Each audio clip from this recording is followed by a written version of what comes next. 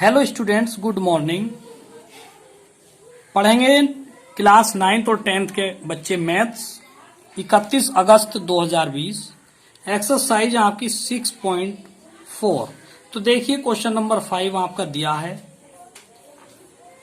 ये त्रिभुज है, त्रिभुज ए बी सी, ये डी ई एफ इसके मध्य बिंदु हैं। तो देखिए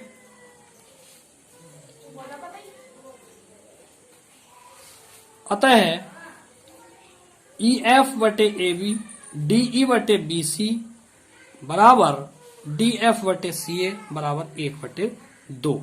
क्योंकि ये मध्य बिंदु है इसलिए जो बड़ी भुजाएं हैं ये इनकी ये आधी आधी होंगी।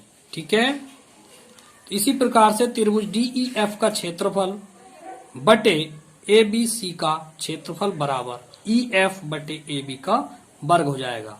जब त्रिभुज सर्वांगसम होते हैं तो ये उसका प्रतिबंध है। समरूप त्रिभुजों के क्षेत्रफलों का अनुपात उन्हीं भुजाओं के अनुपात के वर्ग के बराबर होता है। एरिया का मतलब क्षेत्रफल, एरिया त्रिभुज डीई एफ बटे एरिया त्रिभुज ए बी सी, तो 1/2। यहाँ 1/2, यहाँ से इसका मान उठाया, यहाँ से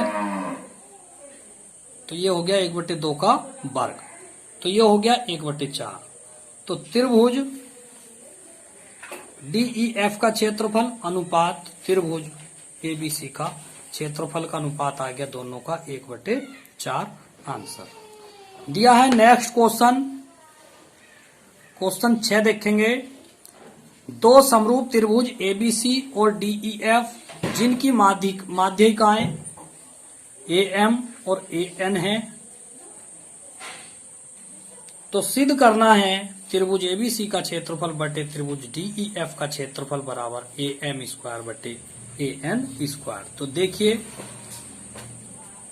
उत्पत्ति, जब त्रिभुज समरूप हैं तो इनमें निम्न संबंध होगा। जब ये आपस में समरूप हैं तो ये सर्वांगसम भी होंगे। त्रिभुज एबीसी सर्वांगसम त्रिभुज डीई एफ। जब ये सर्वांगसम होंगे तो इनों में निम्न संबंध होगा, ए बी बटे डीई बराबर बी सी बटे ई एफ बराबर ए सी बटे एफ डी। अतः ए बी बटे डीई बी सी बटे ई एफ, इन दोनों को एक साथ ले लिया। उसके बाद ए बी बटे डीई, और देखिए बी सी को तोड़ लिया गया है, बी सी बराबर होगा B M plus M C. देखिए त्रिभुज में देखिए ये है, बी सी जो भुजा होगी वो B M plus M C होगा। उसी प्रकार ई एफ जो भुजा होगी वो E N plus N F होगा। आइए ये है, अब B M M C B M के बराबर है तो बी एम प्लस के बी एम, इसी प्रकार ई एन प्लस के ई एन, 2EN हो गया। 2 से 2 कट गया तो ए बी बटे डीई, ए बी बटे डीई बराबर बी एम बटे ई एन, समीकरण 1 हो गई है। इसी के अनुसार जब ये आपस में दोनों बराबर हैं तो कोण ए बी एम बराबर कोण डीई एन होगा। अतः ए बी बटे डीई बराबर बी एम बटे ई एन बराबर ए एन बटे डी एन, समीकरण नंबर 2।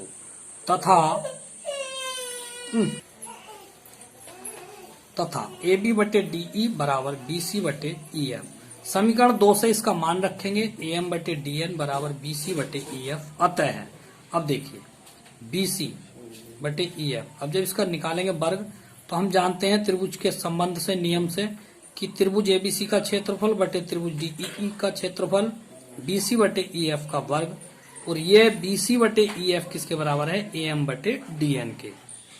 बीसी बटे ई एफ किसके बराबर है, ए एम बटे डी एन के। यही हमें सिद्ध करना था। देखते हैं नेक्स्ट क्वेश्चन, क्वेश्चन नंबर 7 दिया है। एक वर्ग है, देखिए वर्ग है ए बी सी डी, एक वर्ग है जिसकी एक भुजा ए बी तथा विकर्ण ए सी है। भुजा ए बी और एक विकर्ण ए सी है। ए बी तथा ए सी पर समबाहु त्रिभुज ए बी ई तथा ए सी ई बनाए गए हैं। देखिए ये एक वर्ग है, ये इसमें भुजा ए बी है, बी सी है, सी डी डी ए, ये भुजाएं हैं, और एक विकर्ण दिया हुआ है। और क्या कहा है सवाल में कि भुजा ए बी पर एक समबाहु त्रिभुज ई ए बी बनाया गया है और AC पर एक समबाहु त्रिभुज AFC बनाया गया है। तो सिद्ध करना है त्रिभुज ABE का क्षेत्रफल ACE के क्षेत्रफल का आधा। तो उपपत्ति करेंगे हम, देखिए वर्ग ABCD की भुजा AB, वर्ग ABCD का विकर्ण AC बराबर होगा √2, क्योंकि विकर्ण का जो सूत्र होता है वो होता है भुजा √2। ठीक, ये इसका सूत्र है, इसलिए विकर्ण बराबर हो गया AB √2 भुजा √2 के सूत्र से। AB पर बने समबाहु त्रिभुज का क्षेत्रफल, देखिए समबाहु त्रिभुज का क्षेत्रफल होता है भुजा का वर्ग √3/4। इसी प्रकार AC पर ACF का क्षेत्रफल होगा AC² √3/4। तो देखिए,